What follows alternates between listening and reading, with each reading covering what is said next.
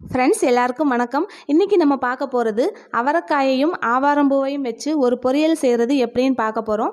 அதுக்கு 1/4 கிலோ அவரைக்காய் வாங்கி வச்சுருக்கேன். ஆவாரம்பூ 1 கட்டு வாங்கி வச்சுருக்கேன். இந்த 1 கட்டு ஆவாரம்பூவோட விலை 5 ரூபா. இந்த ஆவாரம்பூவில் நிறைய நன்மைகள் இருக்குதுன்னு எல்லாருக்குமே தெரியும். இதை நிழலில் காய வச்சு ஆவாரம்பூ டீ போட்டு குடிக்கலாம். சர்க்கரை நோயாளிகளுக்கு ரொம்ப நல்லதுன்னு சொல்கிறாங்க. அது மட்டும் இல்லாமல் நம்ம பூசு மஞ்சள் அரைக்கும் போது, நலங்கு மாவு அரைக்கும் போதோ இதை கூட சேர்த்து அரைச்சா தோல் நோய் எதுவுமே வராதுன்னு சொல்லி இது நாட்டு மருந்து கடையில் ஆவாரம்பூ பொடியினே தனியாக விற்கிறாங்க. இப்போ இந்த பொரியல் செய்கிறதுக்கு நம்ம 15 சின்ன வெங்காயம், 1 பச்சை மிளகாய் எடுத்திருக்கேன். அவரைக்காயும் ஆவாரம்பூவும் நல்ல colour combination, green with yellow அப்படிங்கிறதுனால இதுக்கு நான் தனியாக மஞ்சள் தூள், மிளகாய் தூள்னு எதுவுமே சேர்க்கலை. காரத்துக்கு பச்சை மிளகாய் மட்டும்தான் சேர்த்துருக்கேன். இப்போ பொரியல் செய்கிறதுக்கு கடாயில் 1 ஸ்பூன் அல்லது 1.5 ஸ்பூன் மட்டுமே எண்ணெய் விட்டுக்கிறேன். இது மருத்துவ குணமுள்ள பொரியலுங்கிறதுனால எண்ணெய் அதிகமாக சேர்க்கலை. எண்ணெய் காஞ்சதுக்கப்புறமா கடுகும் கருவேப்பிலையும் போட்டு தாளிச்சுக்கலாம்.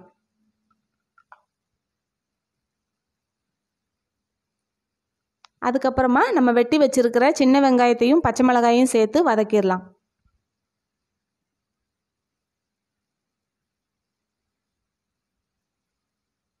வெங்காயம் வதங்கினதும் அவரைக்காயை சேர்த்து வதக்கிடலாம். அவரைக்காய் வேகிறதுக்கு ஒரு 8 நிமிஷம் ஆகும் அப்படின்னா ஆவாரம்பூ வேகிறதுக்கு ஒரு 3 நிமிஷம் தான் ஆகும். அதனால் அவரைக்காயை முதல்ல சேர்த்து அவரைக்காய் பாதி வெந்ததுக்கப்புறமா நம்ம ஆவாரம்பூவை சேர்க்கலாம்.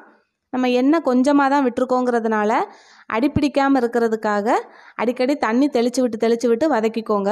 ஒரு சின்ன டம்ளரில் 1/2 டம்ளர் தண்ணி எடுத்து வச்சுக்கோங்க. அதை அப்பப்போ தெளித்து விட்டுக்கோங்க.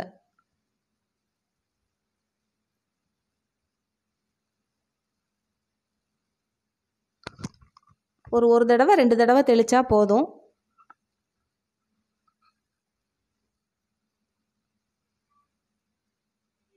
மூடி வச்சு அடிக்கடி திறந்து விட்டு கிளறி விட்டுக்கிட்டே இருங்க.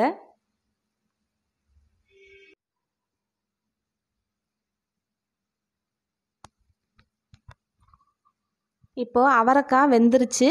இந்த டைமில் நம்ம ஆவாரம்பூவை க்ளீன் பண்ணி தண்ணியில் போட்டு ஒரு அலசி கையால் நல்லா இருத்துட்டு உள்ளே சேர்த்துடலாம். ஆவாரம்பூவை தண்ணியில் ஊற வச்சிட வேண்டாம். ஒரு தடவை அலசி எடுத்தாலே போதும். அப்புறம் சத்துக்கள் எல்லாமே வீணாயிரும்.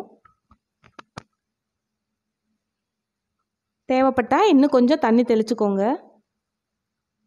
பொரியலுக்கு தேவையான உப்பும் சேர்த்துக்கோங்க. உப்பு சேர்த்ததுக்கப்புறம் தண்ணி தெளிக்க வேண்டாம்.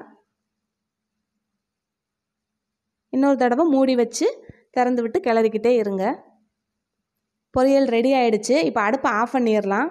ஆஃப் பண்ணிவிட்டு நம்ம தேங்காய் துருவல் சேர்த்துக்கலாம்.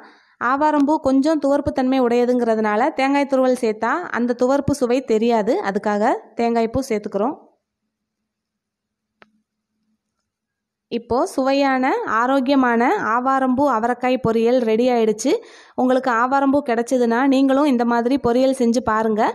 இந்த வீடியோ பிடிச்சிருந்ததுன்னா லைக் பண்ணிக்கோங்க. உங்கள் ஃப்ரெண்ட்ஸுக்கு ஷேர் பண்ணிக்கோங்க. தேங்க்யூ.